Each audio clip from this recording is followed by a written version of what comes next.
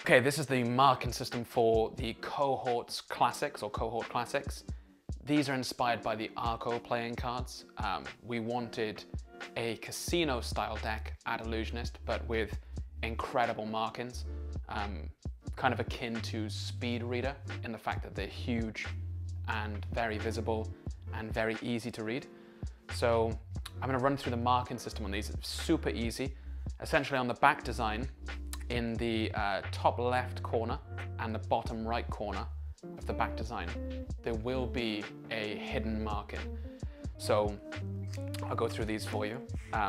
There's one card in the deck, or two if you keep kind of like a full deck with minus jokers. There's two cards in the deck that don't have markings. The first is your duplicate card, the Queen of Spades. That's the first card that does not have the markings on the back. So if you do keep a dupe inside your deck and you try and read the card on top, or a card a spectator's chosen, and you don't see a marking, it's probably this card. The second card that doesn't have a marking is this card, which is your double backer with different colors. So it's blue on one side, red on the other. This doesn't have a marking. So again, if you are going to use this, you can either put like a pencil dot or a Sharpie dot, so you know which one is your double backer, or you can exclude the dupe and this from the deck. So you'll see from this in particular, if you can zoom in on this corner here, you'll see an A on the right hand side of the bird and a H underneath the wing. So each marking is on the wing of the bird. So underneath that wing, you'll see a letter. So S is obviously spades. Hearts is denoted by a H. Clubs is a C. And diamonds is a D. And then on the right hand side of the bird, in the top left corner or bottom right corner, is the value. So that value is going to give you obviously an A for an ace, and you've got 2, 3, 4, 5, 6, 7, 8, 9. There's an X for 10, so the Roman numeral for 10, X, is used instead of 10, and for Jack, Queen, King, it's J, Q, and K. So there is some practice needed, obviously, to quickly read the markings, but I'm going to show you one discrepancy that we've noticed that you need to train yourself on. So if I mix these up, and I'll show the camera. Okay, one of these is the 10 of clubs, the other one is the King of clubs. So once you're familiar with the design, you'll easily be able to tell which one's a K. So I just want to show you here now. An X is 2 equal straight lines. So it's this one's the 10. And in the top corner, you've got 2 equidistant lines perfectly cross-sected between each other. On the King, there's a smaller space at the top where the lines are apart. On the K, there's a smaller space than there is at the bottom. That's a very quick way to tell that's a K.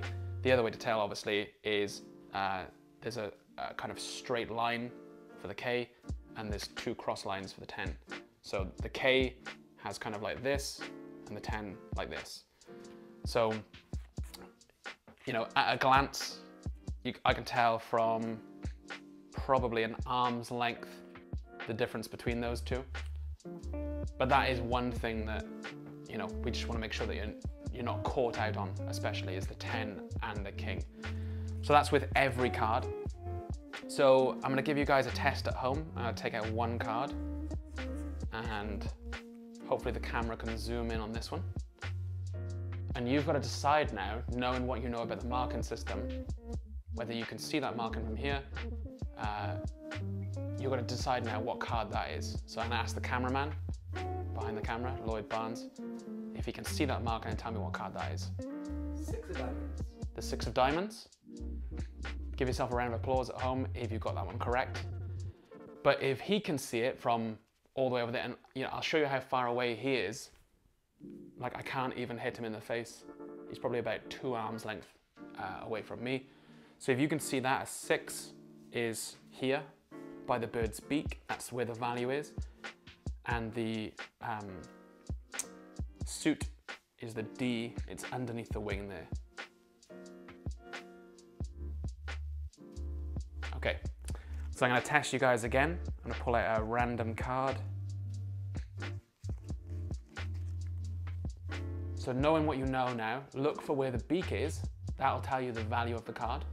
And then underneath the wing will tell you exactly what suit that is. So I'll ask the cameraman again, and you at home play along. What card is this? 8 of spades.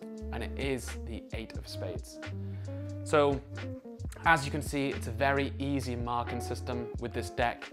Very clear markings, both from a top left perspective. If you get riffled down, I know now that's the Queen of Clubs, and it is.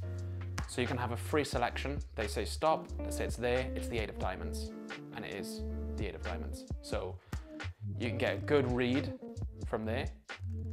Anywhere they say stop, that's the 10 of spades, and it is the 10 of spades. Or the back side. So, you know, you have to get used to reading upside down, I guess, but from here, you can see that's the 7. So you've got this corner here, if it's you, and you've got the top left corner there, either from a dribbling position, from a riffling position, from a spectator pulling it from a spread position. You can see all of those. And if your spectator's holding it and they cover the marking here, let's say they take out a card, but they cover the marking, you can at least have a chance now of seeing that upside down. So I know that's the 10 of diamonds, and it is the 10 of diamonds. So from knowing the marking system, you should be completely covered from arm's length, from on the table, from kind of this position, from a spectator holding the marking, from a spectator holding it flat in their hand. From almost every position there, you should be able to see those markings in the cohorts. That's why we're super proud of it. That's why we love the Cohort Classic deck, and we hope you love it as much as we do. So thank you so much for picking these up. Take care.